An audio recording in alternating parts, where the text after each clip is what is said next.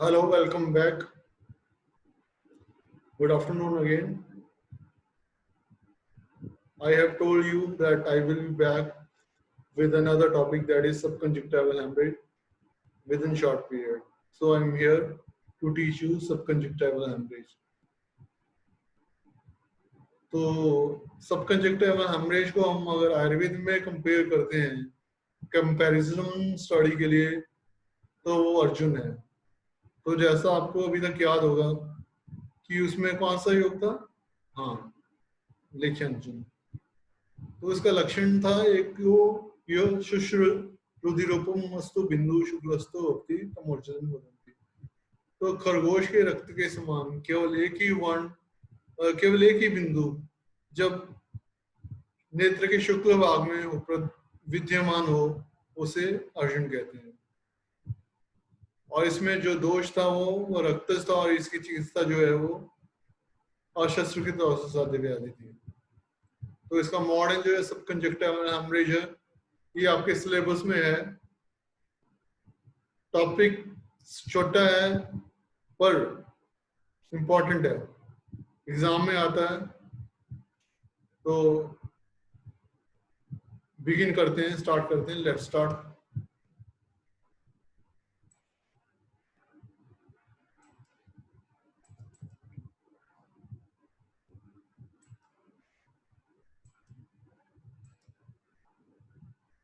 Subconjunctival hemorrhage.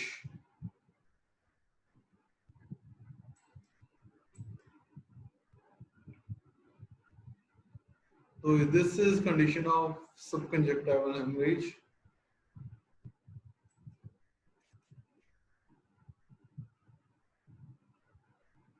This also shows subconjunctival hemorrhage. It is also known as ecchymosis. It has almost covered all of the bulbar conjunctiva except this region.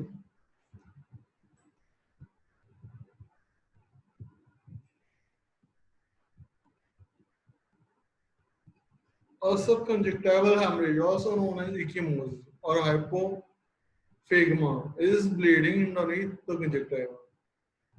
तो सबकंजक्टिवल haemorrhage को इक्मोसिस भी कहते हैं, हाइपोफेगमा भी कहते हैं। ये कंजक्टिवा के अंडरनीथ ब्लीडिंग होती है।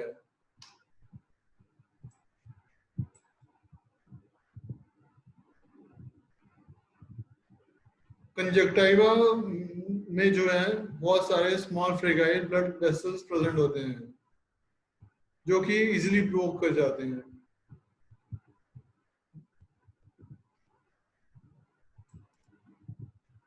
When this happens, blood leaks into the space between the conjunctiva and sclera.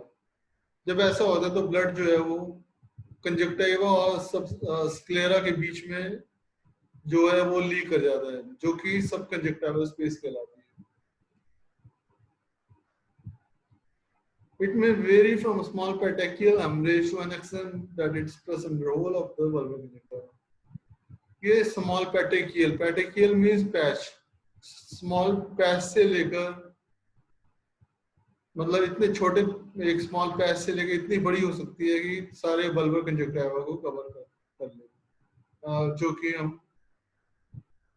आपको इस पिक्चर में शो करते हैं। ये देखो लगभग पूरा बल्बर कंजक्टिवा का इसमें जो है इन्वॉल्व हो गया है। ये पेटेक्युलर हेमरेज है, इसमें पैच बना हुआ है। ये भी ज्यादातर बल्बर कंजक्टिवा को इसमें इन्वॉल्व कर रखा है।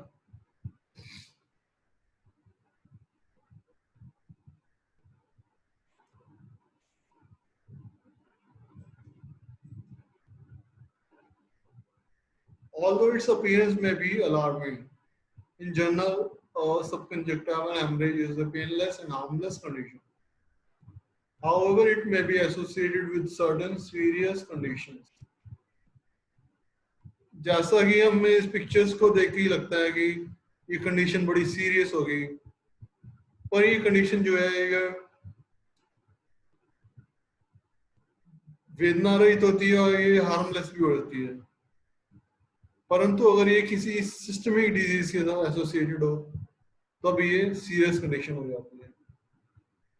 तो सिस्टमिक डिजीज की कंडीशन में इसको सीरियसली लेना पड़ता है।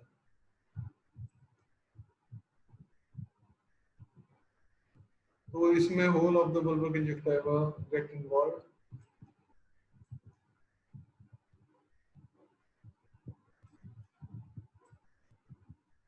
तो इसके कॉजेस, इसके बहुत सारे कॉजेज हैं, वेरिड कॉजेज हैं इसके।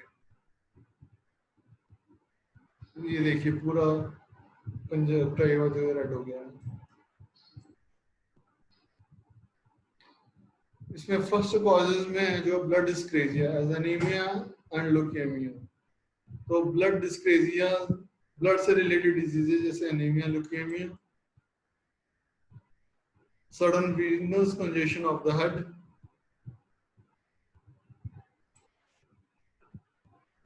severe hypertension,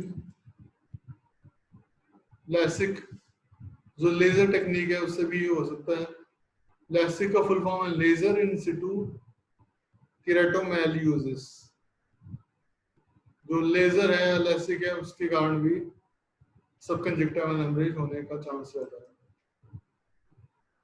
Then leptospirosis, pneumococcal conjunctivitis,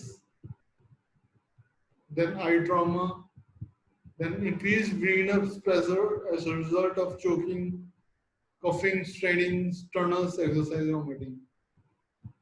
तो वीनस प्रेशर के इंक्रीज करने से, जो कि चोकिंग से, कफिंग से, स्ट्रेनिंग से, एक्सरसाइजेस से या वोमिटिंग से बढ़ जाता है, उसके कारण भी सब कंजक्टिवल हेमरेज हो सकता है। वो फिर इसके clinical features,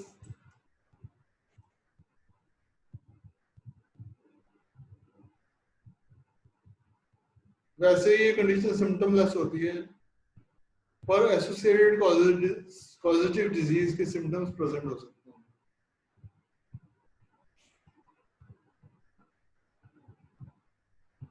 most of the time observed in 7 to 21 days। ज्यादातर ये 7 से 21 दिन में कलर जो है नॉर्मल हो जाता है कंजक्टिवा का। Then it's management.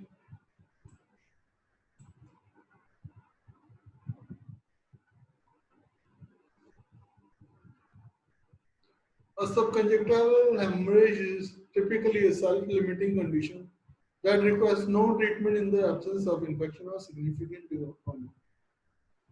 तो ये सेल्फ लिमिटिंग कंडीशन होती है जो 7 से 21 दिन में अपने आप समाप्त हो जाती है अगर कोई इन्फेक्शन या बहुत सीरियस ट्रॉमा ना हुआ हो तो।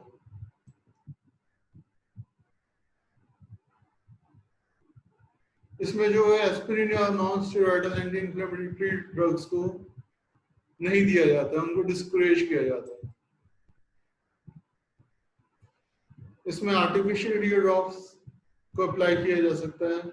आर्टिफिशियल ईयर ड्रॉप्स का नेम्स आपको याद होंगे, जैसे हाइड्रोक्सी प्रोपाइल मिथाइल सेलुलोज, अपेमेलोज, पॉलीफिनाइल अल्कोहल। तो उनको हम यहाँ यूज कर सकते हैं। Psychotherapy and assurance to the patient. Psychotherapy and assurance to the patient इसलिए नेसेसरी हो जाती है क्योंकि पेशेंट को जो अपनी आई को देखता है तो उसको लगता है कि पता नहीं कितनी सीरियस कंडीशन है, कहीं ब्लाइंडनेस ना हो जाए, कहीं और कोई सीरियस प्रॉब्लम ना हो जाए। तो पेशेंट की साइकोथेरेपी और उसको एश्योर करना कि इतनी सीरियस कंडीशन नहीं है, इससे आप जल्दी रिकवर कर जाओगे, तो ये इसलिए की जा रही है। कोल्ड कंप्रेसेस में apply to check the bleeding. अगर ब्लीडिंग हो रही हो तो उसको चेक करने के लिए कोल्ड कंप्रेसेस, जैसे मैंने पहले बताया था कि साफ कपड़े को या गॉज पीस को ठंडे पानी में भिगोकर जो स्टीराइल हो उससे कोल्ड कंप्रेसेस कर सकते हैं, या ठंडे पानी की छींटे आंखों में मार सकते हैं, पर ज्यादा बार छींटे नहीं मारने चाहिए क्योंकि इससे क्या होगा कि जो एंजाइम्स हैं वो वॉश आउट हो जाएंगे।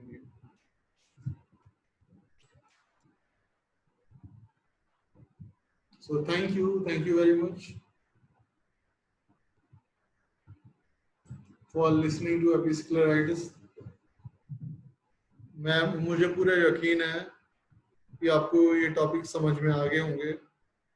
सिर्फ एपिस्क्लेराइटिस या ये सब कंजक्टिवल हेमरेज नहीं, अब तक जो भी टॉपिक मैंने करवाए हैं वो आपको समझ आ गए होंगे।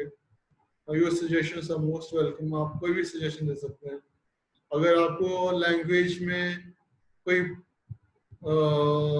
प्रॉब्लम आ रही है तो उसके इस बारे में बता सकते हैं, क्योंकि बहुत सारे मेरे स्टूडेंट्स हैं जिनके पास मेरी बुक है वो साउथ इंडियन है, तो इसलिए मुझे मैं ये ट्राई करता हूँ कि दोनों लैंग्वेज का यूज करूँ, हिंदी और इंग्लिश का। तो अगर आप चाहें तो मैं हिंदी लैंग्वेज को और ज़्यादा यहाँ पे यूज में ले सकता हूँ, क्योंकि स्लाइड्स तो इंग्लिश में है ही। इंग्लिश की स्लाइड्स को भी समझाना ज़रूरी है, पर हिंदी में उसको हम एलोबरेट करके मैं आपको डिस्कस कर सकता हूँ, आपके साथ आपको पढ़ा सकता हूँ। क्या डिस्कशन तो बाद में ही होगी जब आप मिलोगे। तो have a good day, have a nice day. अभी कुछ ही क्षणों में या कुछ समय में आपके लिए नया टॉपिक लेके आ रहा हूँ जो कृष्णगढ़ पे हो गए। तो चलिए, thank you very much, have a nice day.